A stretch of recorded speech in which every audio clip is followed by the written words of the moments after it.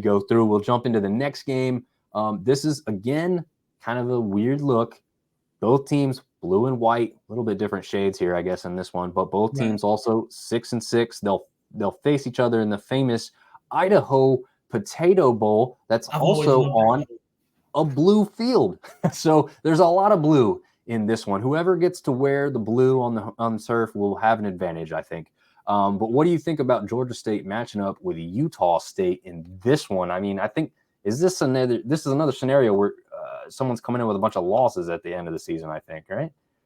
So Utah actually ended the season on a win. I'm not, again, another schedule I'm not super impressed by. I will, however, say they did play fairly well against Iowa. Iowa, I say that prefacing my comment by saying Iowa's they're not going to score a ton of points. So, do with that information what you will. But a 24-14 loss is not a bad loss against a top 25 ranked school. So there's that. Then they beat Idaho State. They lost to Air Force, which, I mean, there you go. Obviously, they lost to James Madison they actually scored a lot. I mean, it's 45-38 against JMU. So everybody beats UConn. The UConn game is weird for me because 34-33, UConn is trash. I mean, they are absolute garbage. So I don't know what to make of that. Maybe it was a game of you playing down to the level of your competition. Or Utah State just really isn't that good. So we don't know. They beat Colorado State, but so did everybody. Fresno State, they lost. San Jose, they lost. San Diego State, a win. And them in Nevada. Nevada's not good. Neither is San Diego State. And then New Mexico's not very good either. So, listen, I think the one you skipped is really important. They got hammered by Boise State. Now we know, and that is important. But I intentionally left that out because Boise State is a pretty good football team, so I wasn't going to hold that against them. I see. Because of how good Boise State traditionally has been, especially running the football. So I was going to kind of let them live. But you're right. I mean, getting blown. I mean, they got the hell beat out of them by Boise State, and that matters. So. Overall, am I super impressed by their record? No, I'm not super impressed by Georgia State's record either. Being partial to Sun Belt, I will say level of competition again, and I'll say it probably mostly for everybody, almost everybody we go against. It is just different, this different brand of football that's being played. So I'm taking Georgia State. I'm not happy about it. I'm not going to beat my chest about it. There's nothing to write home for sure. But I think it'll be a close game for sure. I think it'll be tough. Yeah. So Artie says, enjoy that Boise December weather, Georgia State fan. And he's right, because they only have one fan. They don't have more than that. But I don't even know if that one fan is going to make the trek. So, probably not.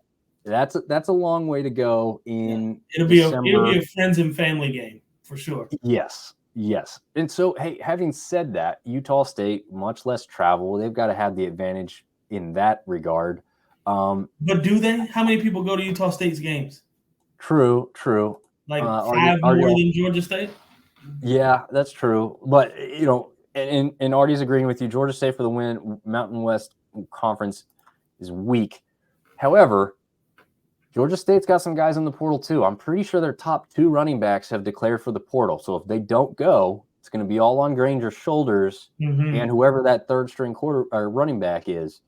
I think I have that right. I know there's 2 running backs in the portal for Georgia State. Again, those guys could play in the game. I don't know for a fact. I'm just stating what I've seen. So it's possible that they don't. And if they don't go, because if they have Carroll on their side, I'm with you. I'm favoring Georgia State in this game because you can really help control the clock and control the momentum of that game by having a successful day on the ground. And then Granger's got the legs to do the same type of thing too. So you've got a dual threat back there that can make you respect both positions. But I'm going to go the opposite way in this one. I think Georgia State, I was just looking at that and now I forget. I think it was 5 straight losses to end the year. Yeah, 5 straight losses to end the year. They're just not looking great. Are they down and out? They're traveling across the country. It's de facto where is home this game for Utah State. What? Where is this game? This is Boise, Idaho. Okay. Yeah. Ugh. Yeah. Neither team is going to have fans show up. Like, Yeah. they might as well call it the Friends and Family Bowl, because like that's all that's going to be there. That's because neither of these teams travel. I mean, they don't even pack their own stadiums out. So, No. that certainly will not be an advantage. No. That said, I'm still going with Georgia State.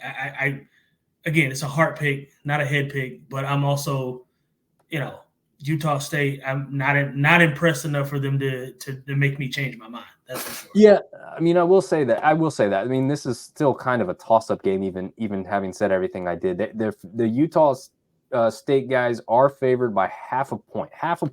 So again, this is one of those. So what are we doing? Mirror images. Yeah. So a toss-up. I'll toss it to Utah State just because I just don't have any trust left in Georgia State after everything they've gone through at the end of the year. That's fair. But I'd love to be wrong. I'll say that. I mean, yeah, I'm that way with Marshall. I just said the same thing about Marshall. I wasn't able to trust them throughout the rest of the season. So I mean, we're in the same. I'm with you. I'm tracking. Yeah.